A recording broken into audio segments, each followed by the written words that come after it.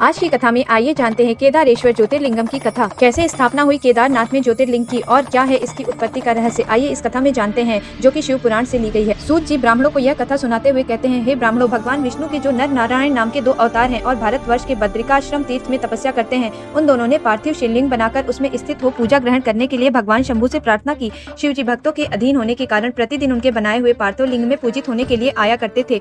जब उन दोनों के पार्थिव पूजन करते हुए बहुत दिन बीत गए, तब एक समय परमेश्वर शिव जी ने प्रसन्न होकर कहा, मैं तुम्हारी आराधना से बहुत प्रसन्न हूँ, तुम दोनों मुझसे वर मांग लो। उस समय उनके ऐसा कहने पर नर और नारायण ने लोगों के हित की कामना से कहा, हे देवेश्वर, यदि आप प्रसन्न हैं और यदि मुझे वर देना ही चाहते हैं तो अपने स्वरूप से पूजा ग्रहण करने के लिए यहीं स्थित हो जाइए। उन दोनों बंधुओं के इस प्रकार अनुरोध करने पर कल्याणकारी महेश्वर हिमालय के उस केदार तीर्थ में स्वयं ज्योतिर्लिंग के रूप में स्थित हो गए। उन दोनों से पूजित होकर संपूर्ण दुख और भय का नाश करने वाले शंभु लोगों का उपकार करने और भक्तों को दर्शन देने के लिए स्वयं केदारेश्वर के नाम से प्रसिद्ध होकर वहां निवास करते हैं। वे दर्शन और पूजन करने वाले भक्तों को सदा अभीष्ट वस्तु प्रदान करते हैं। उसी दिन से लेकर जिसने भी भक्ति भाव से केदारेश्वर का दर्शन और पूजन किया, उसके लिए स्वप्न में भी दुख दुर्लभ हो जाता है। जो भगवान शिव का प्रिय भक्त वहां शिवलिंग के निकट शिव के रूप से अंकित वलय, कंकड़ या कड़ा चढ़ाता है, वह उस वलय युक्त स्वरूप का दर्शन करके समस्त पापों से मुक्त हो जाता है। साथ ही जो बद्री वन की यात्रा भी करता है, उसे जीवन मुक्ति प्राप्त होती है। नर और नारायण के तथा केदारेश्वर शिव के स्वरूप का दर्शन करके मनुष्य मोक्ष का भागी होता है, इसमें जरा भी संशय नहीं है।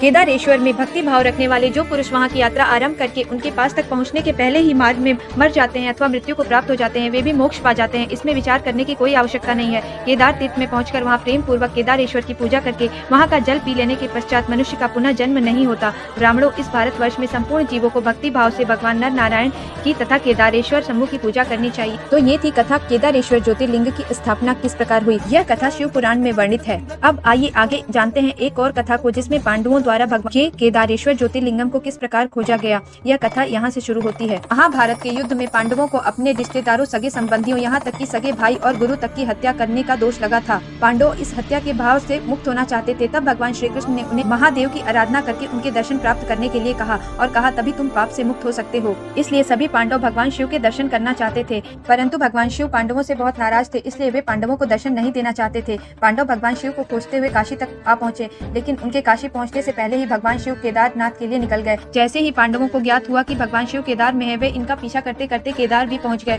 तभी भगवान शंकर ने पांडवों से छुपने के लिए एक बैल का रूप धारण कर लिया और अन्य पशुओं से जाकर मिल गए। पांडव फिर भी भगवान शिव को ढूंढते ही रहे। तब भीम ने इसके लिए एक मार्ग खोज निकाला। उसने अपना विशाल रूप धारण कर लिया और 2 पहाड़ों पर अपने पैर फैला दिए, जिसके बाद सभी पशु गाय बैल पैर के नीचे से चले गए, किंतु भगवान शिव उसके पैर के नीचे से जाने को तैयार नहीं हुए और वहीं खड़े रह गए। और तुरंत ही भीम से बचने के लिए शिव धरती में समाने लगे और भीम ने बलपूर्वक बैल की पीठ पकड़ ली।